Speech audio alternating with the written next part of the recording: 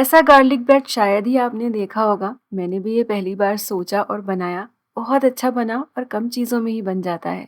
इसके लिए चाहिए गुनगुना पानी और इसमें मिलाएंगे चीनी।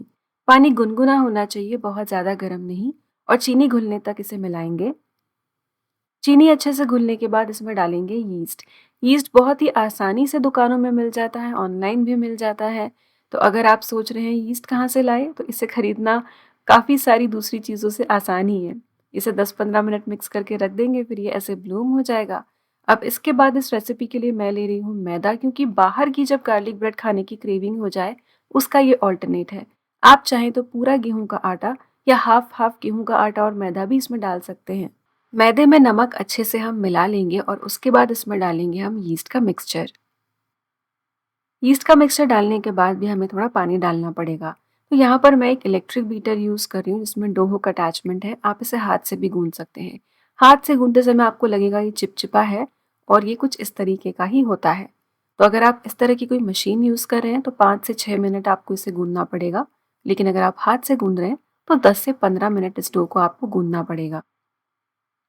तो पानी मैं इसमें 3 से 4 टेबलस्पून डाल रही हूँ। तो अच्छे से ये डो गूंदा हुआ होना चाहिए। इससे क्या होता है कि ग्लूटेन डेवलप होता है और जो ब्रेड है उसका टेक्सचर काफ़ी अच्छा आता है। डो काफ़ी स्मूथ सा लग रहा है, लेकिन फिर भी ये चिपचिपा होगा ही। तो इसे इकट्ठा करने के लिए थोड़ा सा मैं तेल डाल रही हूँ। तेल डालने के बाद आप हल्के से अपनी उंगलियों पर भी तेल लगाएं और जो भी एक्स्ट्रा डो इस अटैचमेंट में है उसे आप आसानी से निकाल सकते हैं। और उसके बाद इसी तेल की मदद से केवल साइड से अंदर की तरफ फोल्ड करते हुए इस डो का एक गोला बनाना है। इसे वापस से गूंदना नहीं है। तो इस तरह से ये एकदम स्मूथ बन जाएगा, कुछ ऐसा। अब इसके बाद ढककर रख देंगे जब तक कि साइज में डबल ना हो जाए। गर्मी के मौसम में जल्दी हो जाएगा, आधा पौन घंटा लग सकता है। अब थोड़ा सा सूखा इसमें आटा लगाकर यानी मैदा लगाकर इसे मैं इस बोल से बाहर निकाल लूंगी। इसके छोटे छोटे पीसेस कट करने हैं। अब मैंने अपने काउंटर पर ही डायरेक्ट इसे ले लिया है।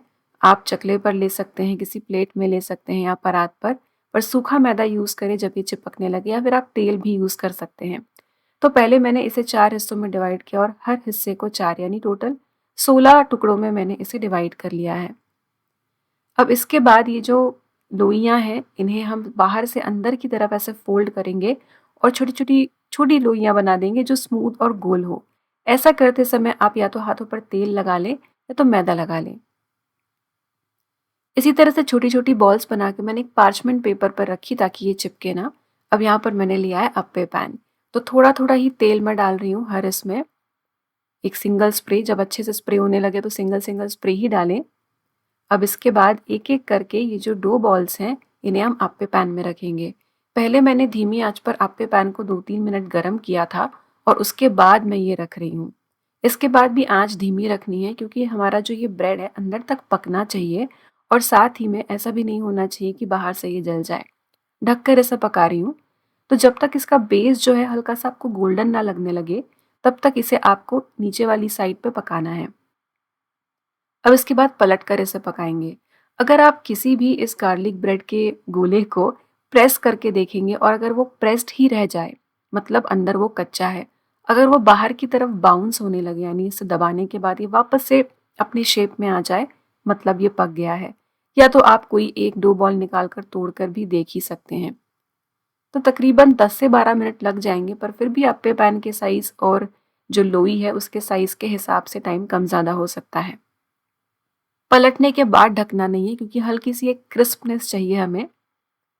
तो ये सारे के सारे जो ब्रेड हैं ये रेडी हो गए हैं, मतलब इससे अब हम गार्लिक ब्रेड बनाएंगे। वैसे आप इसके डो में भी लहसुन डाल सकते हैं, पर मैंने नहीं डाला। तो बहुत ही प्यारे हमारे ये ब्रेड बॉल्स तैयार हो गए हैं। अब गार्लिक बटर तैयार कर लेते हैं। तो यहाँ पर मैंने पिघला हुआ मक्खन लिया है, अमूल का है तो सॉल्टेड है। अब इसमें आप 4 से 5 लहसुन की कलियाँ, जितना आपको अच्छा लगता है अपने टेस्ट के हिसाब से लहसुन ले लें। और लहसुन को आप या तो कूट कर डालें या तो आप इस तरह से किसी गार्लिक प्रेस से डाल सकते हैं। पिज़्ज़ा पास्ता की जो सीज़निंग का मिक्स आता है वो मैं इसमें डाल रही हूँ। यहाँ तक भी रुक ही सकते थे, पर मेरे पास पेरी पेरी मसाला है, मैंने सोचा वो भी डालती हूँ, इससे भी एक मज़ेदार टेस्ट आएगा। वरना आप चिली फ्लेक्स डाल सकते हैं या फिर हरी मिर्च भी बारीक चॉप करके इसमें डाल सकते हैं। तो ये बटर रेडी हो गया है। अभी जो सारे ब्रेड बॉल्स हैं इन्हें मैं एक बोल में डाल रही हूँ और इन पर डाल रही हूँ बटर। तो बटर गलती से आपने ज़्यादा बना दिया तो आप कम भी डाल सकते हैं, बाकी का आप पराठे रोटी पर भी यूज़ कर सकते हैं। बस अब इसे मिक्स करना है। मिक्स करते-करते आप देखेंगे कि बढ़िया इनके ऊपर बटर जो है वो कोट हो जाएगा। साथ ही में यहाँ पर मैं हरा धनिया डाल रही हूँ, क्योंकि हरे धनिये से तो कलर तो अच्छा आएगा ही और टेस्ट भी अच्छा आ जाता है। तो अच्छे से इसे मिला देंगे। आप इस तरह से टॉस भी कर सकते हैं ताकि और अच्छे से ये सारे के सारे जो हमारे गार्लिक ब्रेड बॉल्स हैं ये रेडी हो जाए। इन्हें गरमा-गरम ही परोसे किसी भी डिप के साथ, वैसे तो चीज़ सॉस के साथ परोसे जाते हैं, पर आप किसी भी अपनी फ़ेवरेट डिप के साथ परोस सकते हैं। फिर से चीज़ नहीं लेना है तो कोई बटर डिप, और ये इतने मज़ेदार लगते हैं। हल्की सी च्यूवीनेस होती है, हल्की सी क्रिस्पनेस, अंदर तक पके हुए पूरे बाउंस बैक हो रहे हैं। इतना अच्छा गार्लिक ब्रेड अब बिना ओवन के आप पे पैन में ही बना सकते हैं। आप भी करें इस रेसिपी को ट्राई एंड एन्जॉय।